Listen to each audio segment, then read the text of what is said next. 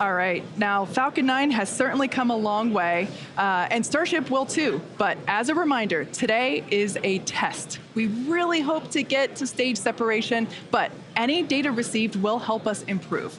It's the second of many future flight tests of Starship before it becomes fully operational. And these flight tests teach us about the limits of our design. They help us improve our understanding of the vehicle, and ultimately will help us to make Starship more reliable and rapidly reusable. So again, whatever the outcome and however far we get today, we can promise excitement. So why are we doing all of this? Why do we need a rocket this big, and why does it need to be reusable so quickly? And that answer goes back to SpaceX's mission, which is to make life multiplanetary. We aren't just building a new spacecraft, we're changing what it means to go to space. By building the most powerful rocket ever flown and a ship designed to carry people, cargo, habitats, satellites, and more, we're unlocking a future where our dreams of exploration will no longer exceed our grasp. And this mission continues with flights like today's integrated test. And these are flights where we're going to fail fast, but learn even faster, where each time we're going to try something new while flying something that we've improved. And ultimately, that's going to build up a fleet to fly early and often as Starship rapidly evolves to become more capable and more reliable. The first stop is our nearest neighbor, with a surface that hasn't seen visitors in more than 50 years. Under Artemis with NASA, Starship will return people back to the moon. After those first expeditions, we'll be ready to fly more people along with everything that it takes to build a moon base. Think about that. Hardware that will enable us to live on another world is sitting on a launch pad on Earth right now. And the moon is just the proving ground. When the time comes to make that leap to Mars, everything gets ratcheted up by orders of magnitude. The logistics of supporting an entire city on Mars are daunting, requiring millions of pounds of cargo flown from Earth, spread out over thousands of launches. And we just broke our own record for the number of launches in a single year, and we're going to break it again next year. Now, in the years to come, Starship is going to dwarf those figures as we bring it online and truly make life multiplanetary. But for now, anyway, as the clock counts down to today's flight test, why don't we get another status update from John? We're just over 9 minutes from liftoff as the countdown clock clicks to 0. Good news is teams aren't working any significant issues on the launch vehicle right now. Propellant loading is continuing on both the Super Heavy and the ship stages. Most recently, we began loading LOX and methane fuel into the header tanks on the Starship. And on the graphic on the left side of the screen, you can see up in the nose of the second stage, what we call Starship, are those 2 header tanks for fuel and liquid oxygen. Now that loading started at T-minus 24 minutes and will continue until approximately T-minus 5.5 minutes. Now Starship's second stage main fuel and LOX tanks are loaded for flight. And the second stage propellant that we're loading on board is going through the quick disconnect that comes out on the arm that's located at the base of the stage from the tower. Now on the Super Heavy booster, propellant loading will continue until T-minus 3 minutes. We've also configured the pad for liftoff. A little earlier in the count, the hold downs, the booster hold downs were commanded to unlatch. That means once the rocket has sufficient thrust to overcome its weight, it'll lift off the pad. There's no need to command the hold downs to release the rocket. As we mentioned earlier also, the ignition sequence has been slightly modified from the last flight for a more efficient liftoff. As a reminder, we ignite the engines a few seconds before T0. We don't lift off exactly at T0. We lift off a few seconds later, a couple seconds. Finally, the SpaceX team continues to check in with the Coast Guard to ensure there are no boats in the safety perimeter before proceeding with launch out over the Gulf of Mexico. Now, currently, we're coming up T-minus 7 minutes, 10 seconds to the test flight of Starship. Propellant loading is continuing on both stages of Starship. We're waiting now for the completion of loading of the header tanks in the next few minutes. The first stage is also beginning pressurization for flight while we are continuing to load propellant into it. And again, booster propellant load will finish at approximately T-minus 3 minutes.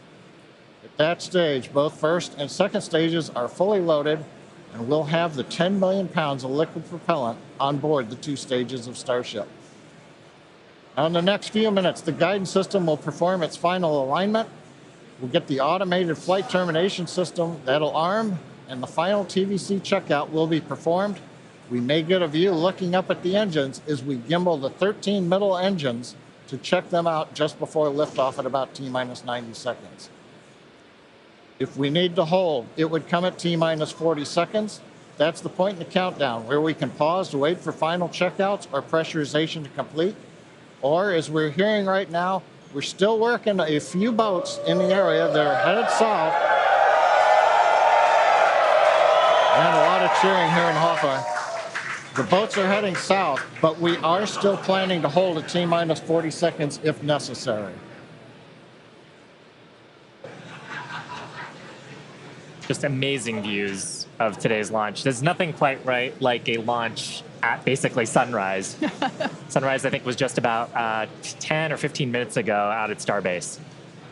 Yeah, these views are just incredible. Couldn't ask for a more beautiful day to attempt a test flight here.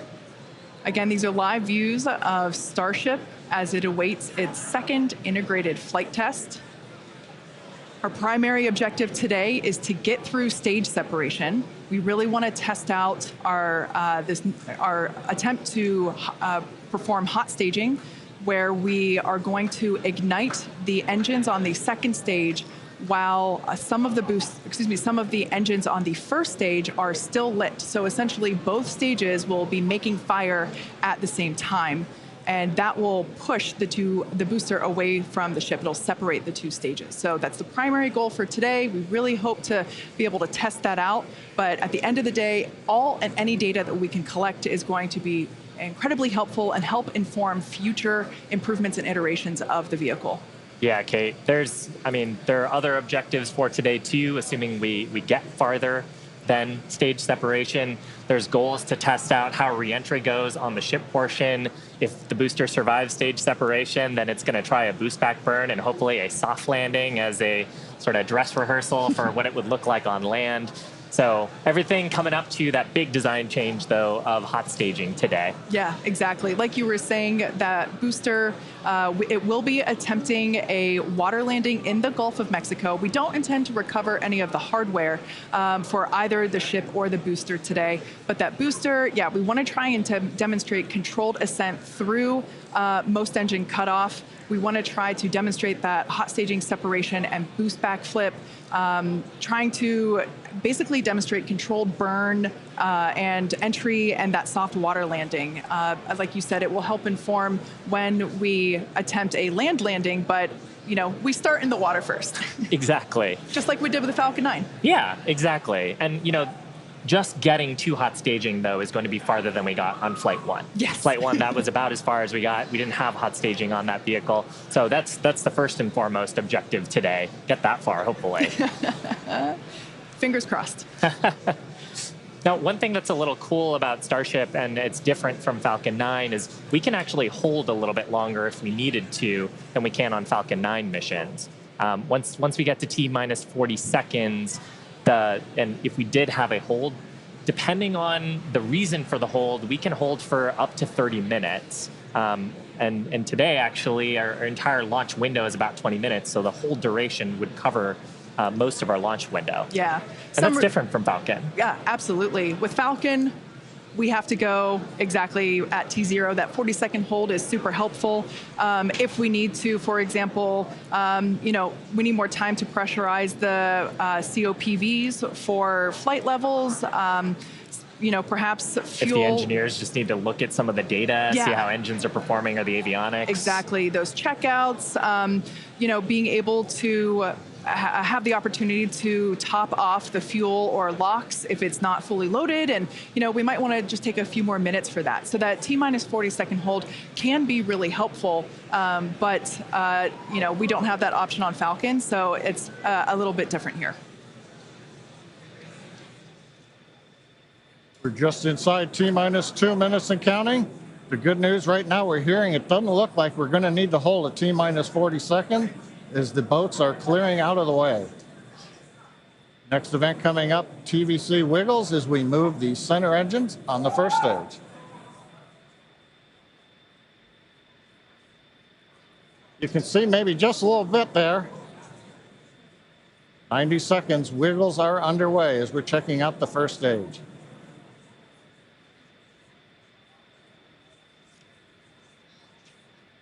TVC checks are complete. Next major event we're going to hear, hopefully, is the flight director go for launch at T-minus 30 seconds.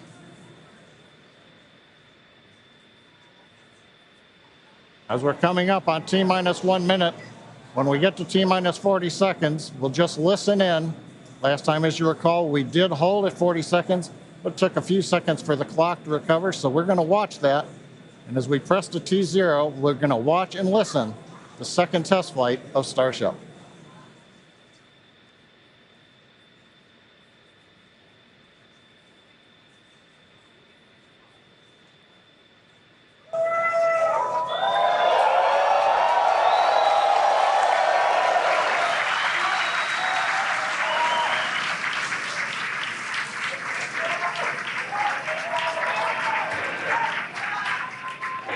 T-minus 30 seconds. Back to rapid recycle.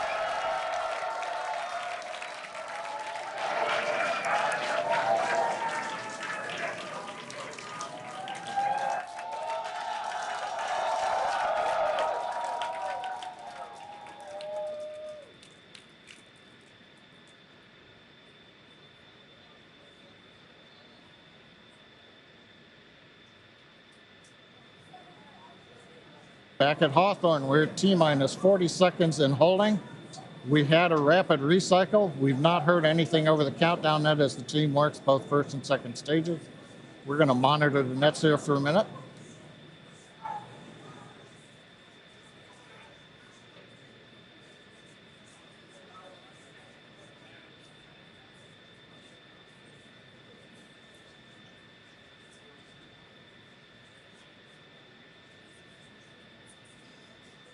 Got a little bit of an update. We're continuing to hold at T-minus 40 seconds. This is the normal hold point for Starship, as we talked earlier.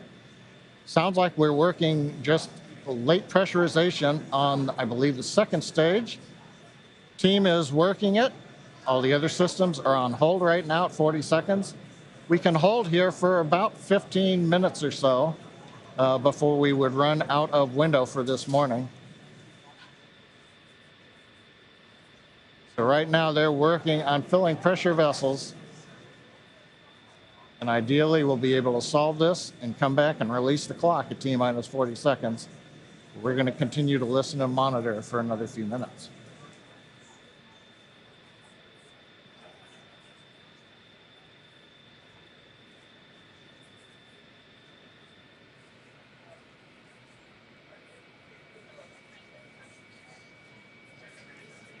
And it's worth mentioning here that don't go away.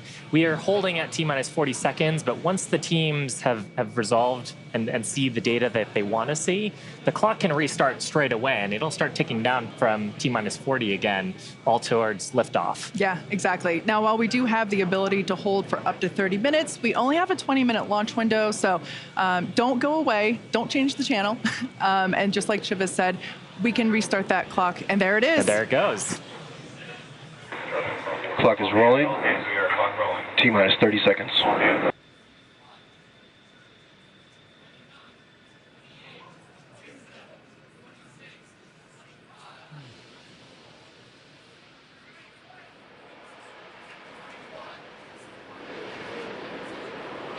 T-minus 15. 10, 9, 8, 7, 6, 5, 4, 3, 2, 1.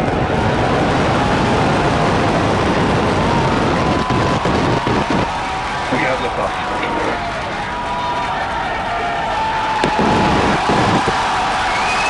Vehicle pitching downrange.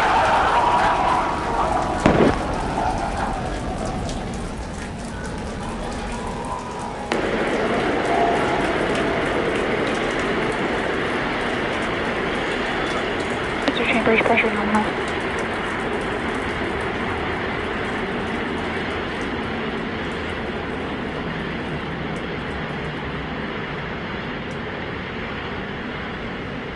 We are T plus 40 seconds into the flight of Starship. 33 Raptor engines powering the first stage. Power and telemetry nominal. We've heard power and telemetry nominal call out. We're heading downrange over the Gulf of Mexico.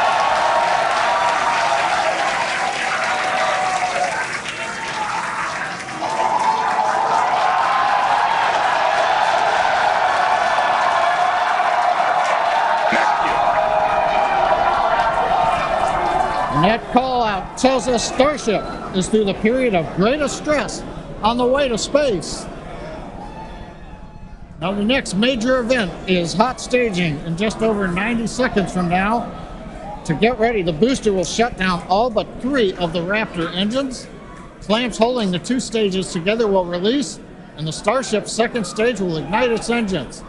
Starship will then separate from the Super Heavy booster and head to space. And at the same time, the 3 engines that are still firing on Super Heavy will flip the booster around. 10 more engines will ignite for the boost back burn, putting the first stage on path for a splashdown in the Gulf of Mexico.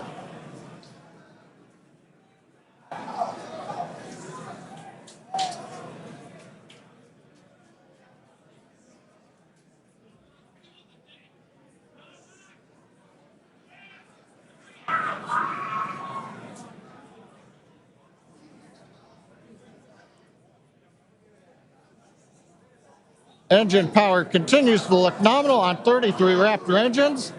We're about to shut down the first stage and perform staging. Let's watch and listen.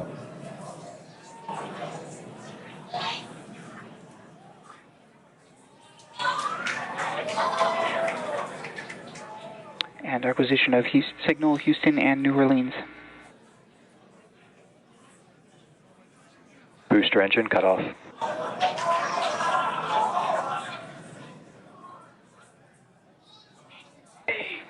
Stage separation. Boost back startup. Ship engine ignition.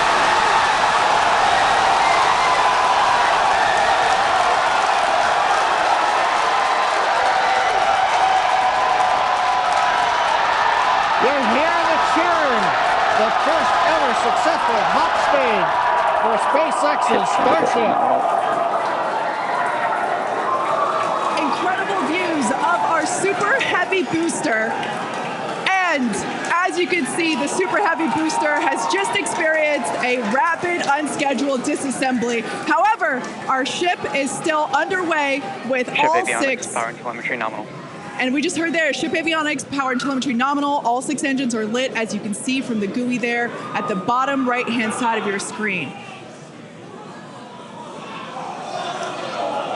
Now, we did know that the that hot staging was going to be incredibly dynamic. We knew that there was a chance that the booster would not survive, but we're going to take that data and figure out how we can make the booster better for the next hot stage. Yeah, that hot staging put a lot of load on the top of the booster, and of course it flipped around there, a lot of dynamic stuff happening. But ship is still going strong. And it's doing great. Right now, the ship, the second stage, is on its way. As like we said, you can see all 6 of its engines are ignited. The next major milestone for the ship will be the shutdown of those engines, or SECO, second engine cutoff, which if you follow our Falcon 9 launches, familiar terminology there. So far, today has been incredibly successful, even with the RUD of the Super Heavy booster. This is amazing. Primary objective of the booster today, to get to hot staging, to get ship on its way to orbit. It did that admirably. Yeah, we definitely asked. Starship trajectory nominal. All right, great news there. That trajectory for ship is Acquisition of nominal. signal Cape Canaveral. Once again, Starship's second stage is firing those engines. And as you just heard, everything's looking good. Now, for the ship, we wanted it to survive hot staging, which, as you can see there by that little dot on your screen, it did. We also want to basically demonstrate that the successful startup of those engines, demonstrating controlled ascent, which is what it's doing right now, and eventually orbital insertion. We are hoping to basically send this around the Earth And if it makes it this far, splashdown in the Pacific Ocean, a couple hundred miles north of Hawaii. Now, if we get that far, like all of that sounds great. Secondary objectives for ship, again, continuing to gather engine data and about its health, performance. Nominal ship chamber pressures. Great news there. That tells us that the chamber pressures inside of the Starship, again, that's that small dot on your screen, basically the propellant pressures in the ship are looking good. Yeah, the bottom right corner of your screen, you can see essentially a user interface showing us which engines are lit.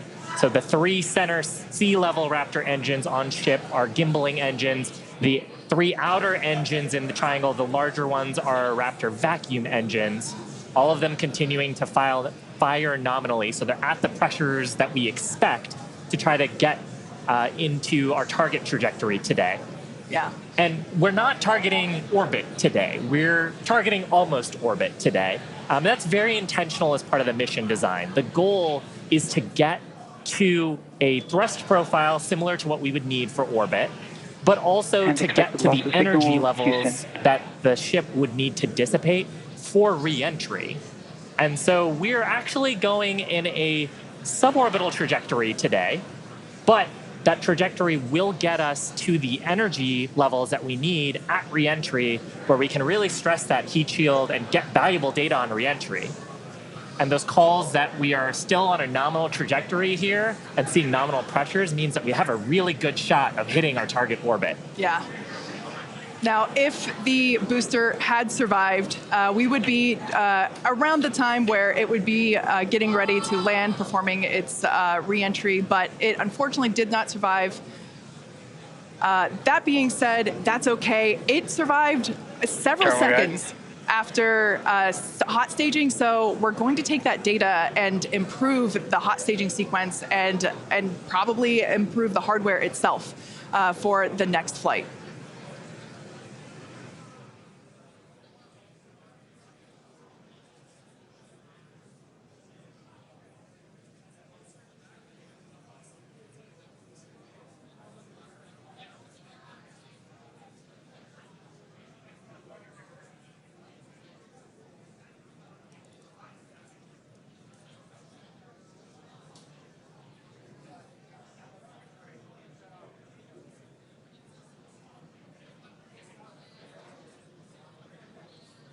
They're standing by for a call out here. Coming up on the projected time that ship would shut down its engines. As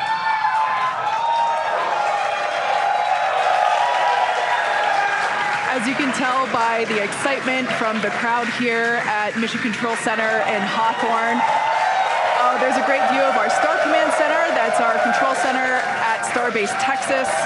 The crowd here, Mission Control Center behind us in Hawthorne. Everyone is super exciting. What a successful day this has been so far.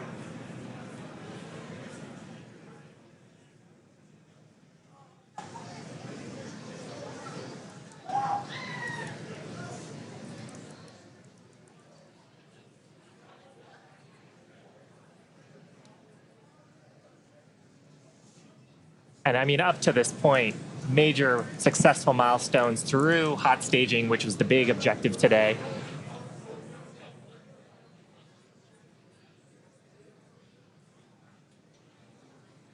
So we are going to head into the coast phase, planned for the next about hour and 5 minutes. We'll be returning around the T+1 hour and 15-minute mark. And that's while we're waiting for Starship to continue on to its next step for re-entry. We're not totally sure what video we're going to get, and that video comes normally by overflying ground stations, but we don't have a ton along our flight path. So fingers crossed that we will get some via Starlink on this mission since we're testing that out.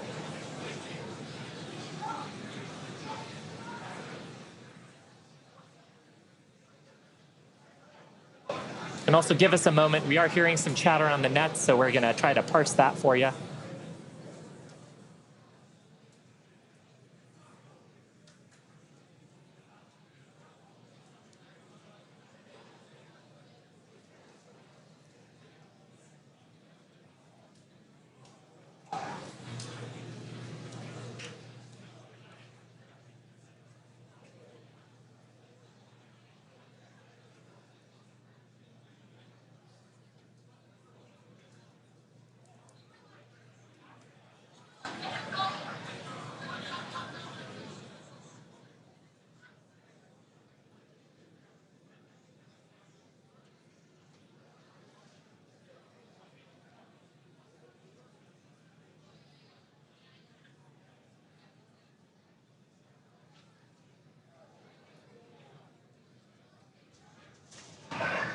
John Innsbrucker back here in Hawthorne at our webcast desk.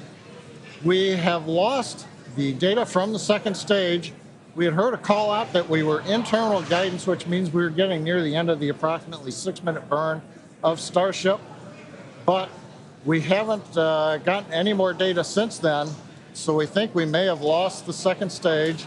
So we would not be into coast phase. We wouldn't be able to come back in an hour or so and possibly get ready for reentry. However, what we do know right now is we had an on-time launch at 7 o'clock. We got through the boats. First stage looked beautiful with 33 Raptor engines firing. We got the hot staging, the thing that we really wanted to see and impressed. We saw the separation, we saw the flip maneuver, we saw the light up of the 6 Raptor engines on Starship, and it headed away. Everything really looked good. But what we do believe right now is that the automated flight termination system on second stage appears to have triggered very late in the burn as we were headed downrange out over the Gulf of Mexico. But the real topping on the cake today, that successful liftoff, Kate, Shiva, the hot staging is just beautiful.